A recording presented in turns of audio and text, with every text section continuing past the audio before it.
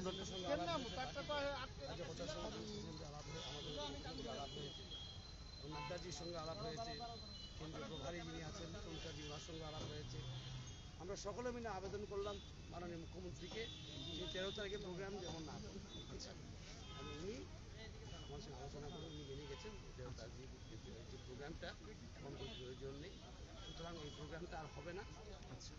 এবং এই প্রোগ্রামটা হচ্ছে না এখন, কারণ সেটা প্রয়োজন নেই। নাড্ডাজিও সঙ্গে কথা বলা হয়েছে এবং আমরা দেখব যদি কোনো সমস্যা থাকে কিছু থাকে পার্টি দেখবে সেটা মনে হয় সোনকারজিও বলেছে।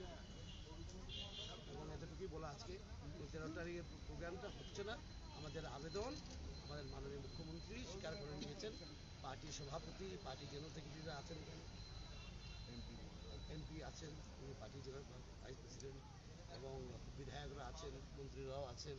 আমরা সব মিলে দিয়ে ওনাকে অনুরোধ করাতে উনি আজকে মানলেন যে এই প্রোগ্রামটা আর প্রয়োজন নেই। আজকে ডেটে দাঁড়িয়ে কি সরকারের কোনো পরে যাওয়া বা থাকা কি মনে করেন? আমি আগেই বলেছি প্রেস করার আগে, আজকে 13 তারিখে প্রোগ্রাম নিয়ে কথা হবে। আর যদি কিছু বলা থাকে বিশেষ আমাদের পার্টি স্তরে বলবে সংগঠনের ব্যাপারে। গতকাল সন্ধ্যায় যে আপনারা মন্ত্রীরা বা বিধায়করা উপস্থিত ছিলেন, মূলত কি বিষয় নিয়ে আলোচনা হয়েছিল? এখানে গোনাগুনি ব্যাপার তো নেই। সব বিধায়ক কি এসেছে? সব বিধায়করা কি এসেছে?